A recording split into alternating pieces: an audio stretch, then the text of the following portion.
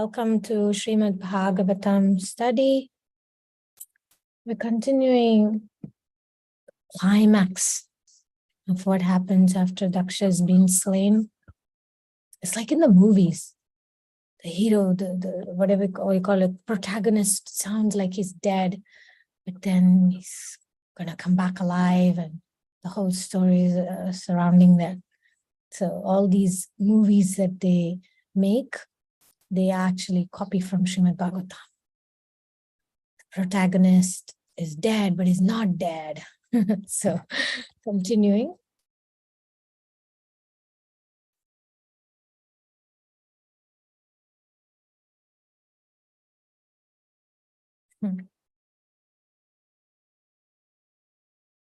You have watched such movies, right?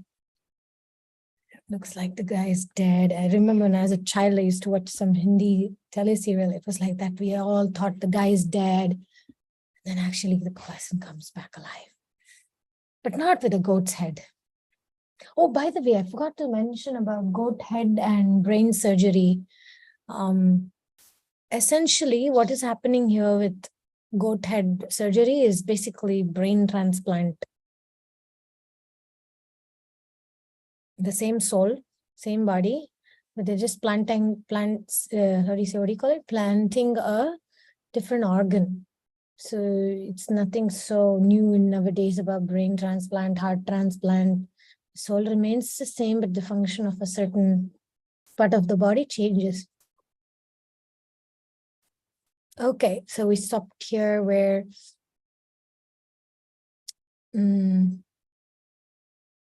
Shiva is invited back into the sacrificial arena, and everybody satisfied with Shiva's decisions because he had to do that duty. So he had to teach how certain devatas need to be honored and worshipped, otherwise the yajna is not complete.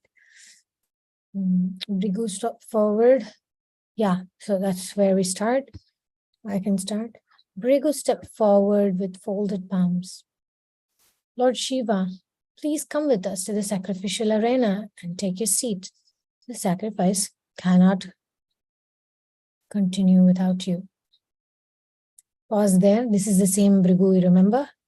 Same Brigu that he pulled out the gods to fight Shiva's ghosts and other assistants. The same Brigu is now transformed. Yesterday in the class, Radhanath Maharaj was saying how when we are humble, then the knowledge and this, whatever we do, austerities, devotional life, can actually become an inspiration for transformation and a push for impulse for transformation. But if we're not humble and we go with attitude of arrogance, even we may be Daksha or Brigu, greatest demigod, greatest everything, but without that humility, it is all just going to be a burden. It's just going to be ornaments. Maharaj said that ornaments. It'll just be ornaments that looks like, look, decoration only. Daksha is doing a yajna, Daksha is doing a sacrifice. Wow, so he's going to do good for whole humanity. But then it's just an ornament without humility. In great pomp, Brahma and Shiva, along with the gods and priests, returned to the sacrificial arena. Once there, Shiva directed its restoration. Finally, he ordered the head of the sacrificed goat to be joined to Daksha's body. Daksha opened his eyes as if awakening from sleep and saw Shiva standing before him. He remembered the power of Shiva's followers and that he had been killed. He touched his body. How was he alive? Was it a dream? Shiva must have restored him to life. Tears pricked Daksha's eyes. Shiva was truly the greatest of the gods. He looked at him with a newfound respect, feeling his heart becoming pure, cleansed of all envy. Pause. Is that what it takes for us to find respect, find our hearts becoming pure, cleansed of all envy? Sometimes Krishna has his own way of giving us a goat head, maybe with our relationships, maybe with our career, maybe with the social life, maybe with our own children. I've seen different kinds of goat head situations. Ultimately, the purpose is to make our hearts soft and pure and cleansed. Would anybody like to take over from here? He prayed. He prayed, Lord Shiva, you are the worshipful, please come with us to the sacrifice. You are the worshipful Lord of Sati. No, it's the next page. You are the worshipful Lord of Sati. As soon as he uttered Sati's name, he faltered. Sati, due to his callousness, she was dead. He wept and his voice became choked. Gradually, his sobs abated. Gazing at Shiva, his heart swelled with love and he continued to pray. Although I criticized you, you remained kindly disposed toward me. Accepting me as your relative, you did not withdraw from me. Instead, you punished me to bring me to my senses. This is your great favor. Neither you nor Lord Vishnu ever neglect even useless, unqualified Brahmins. Since I was engaged in sacrifice, you have saved me.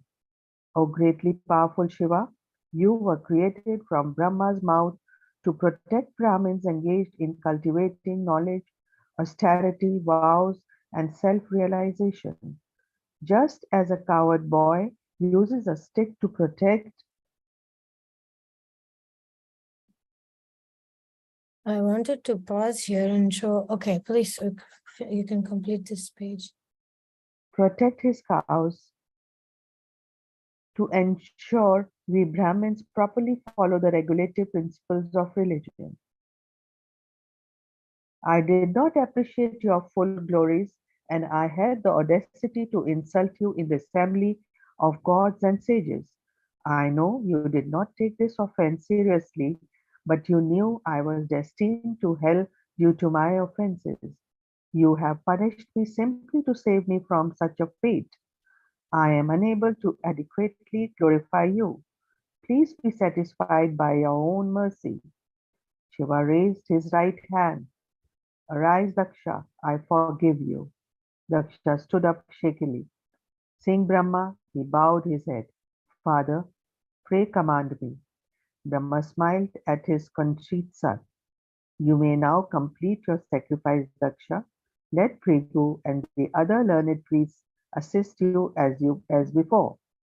Daksha, Bhrigu, and some of other chief priests surveyed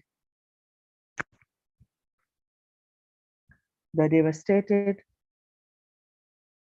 sacrificial arena. Everything had been broken and contaminated with urine and blood. They arranged for hundreds of Brahmins to go to thoroughly cleanse the entire area with Ganges water. As they cleaned, they continuously chanted Vishnu's names, considering that to be the best means of purification. When everything was clean, they lit a sacrificial fire and offered oblations of rice flour cakes steeped in ghee. As Daksha poured ladles of ghee into the sacrificial fire, he chanted hymns from the Yajurveda. O Lord Vishnu, please protect our life airs, our senses, and our souls, and bless us with enlightenment. The priests intoned the sacred syllable Om, and Vishnu at once appeared there in his original form of Narayana. He was seated on Garuda, and his bodily effulgence illuminated all directions. Even Brahma and Shiva's luster was diminished in his presence. His complexion was blackish, and his garments were golden yellow. His helmet was as dazzling as the sun. His hair was the color of black bees, and his face was framed by earrings. In his 8 hands he held a conch shell, wheel, club, lotus, arrow, bow, shield, and sword. His arms were decorated with golden ornaments. such as bangles and bracelets. His whole body resembled a blossoming tree. The entire assembly stood unmoving, transfixed by his beauty. The goddess of fortune and a lotus garland decorated his chest. His smile was captivating. On either side, he was fanned by white yak tail whisks resembling swans, and the white canopy covering him resembled the moon. Everyone present, including Brahma and Shiva, fell prostrate before him, overwhelmed by feelings of awe and veneration. I didn't complete, I think. Veneration they touched. They folded palms to their heads,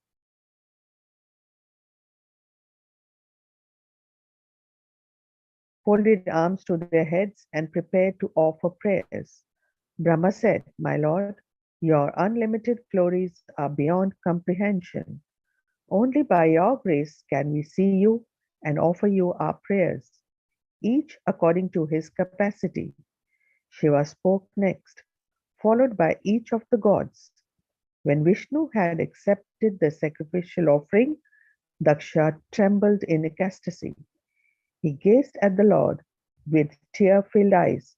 Vishnu was the master of all sacrifice and the teacher of all Prajapatis, and he was served by exalted personalities in the spiritual world such as Nanda and Sunanda. With folded palms, Daksha said, "My dear Lord, no one can understand you with their material intelligence, for you are completely spiritual. You know no fear and you completely control the material energy." Narayana said, "If I am fully spiritual, how am I here with you in the material universe?" Daksha saw a smile playing at the corner of Narayana's mouth.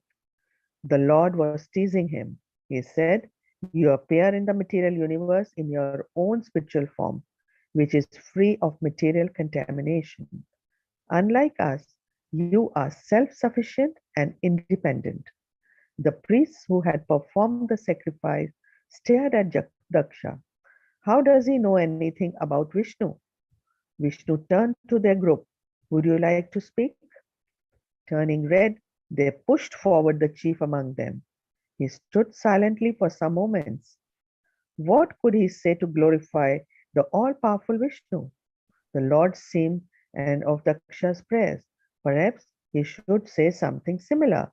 The priest said, "Lord, you are transcendental to material contamination." He stopped and stared at his fellow priests, who all stared back blankly. Despite their great learning in the Vedas, none of them could think of anything else to say. After a few moments of shifting from foot to foot, the flustered priest said, "As you know, Lord, we are cursed by Nandishvara to become attached to fruitative activities. We have therefore lost our transcendental knowledge and know nothing about you. We are simply absorbed in thoughts of material gain, sense gratification, and freedom from suffering. These are the only reasons we execute Vedic sacrifice." Vishnu said in a gentle tone, "You know nothing about me." The priest held his chin and looked from one companion to another. The other priests conferred, and finally one of them whispered into his ear. Clearing his throat, the spokesman repeated what he had been told. "My lord, you have made arrangements to distribute the shares of sacrifice to the gods." Others in the assembly groaned. Vishnu turned to them and invited them to speak. A Brahmin stepped forward and spoke on their behalf. "Lord, we are dismayed to hear the priest's lack of knowledge about you. You are the only shelter for anyone in troublesome material existence. Material life is like a constantly revolving wheel. Birth and death follow each other without respite. On that wheel, there are ditches of happiness and distress into which we fall. Material life is exactly like being host in a dangerous forest where there is every chance of being bitten by a snake.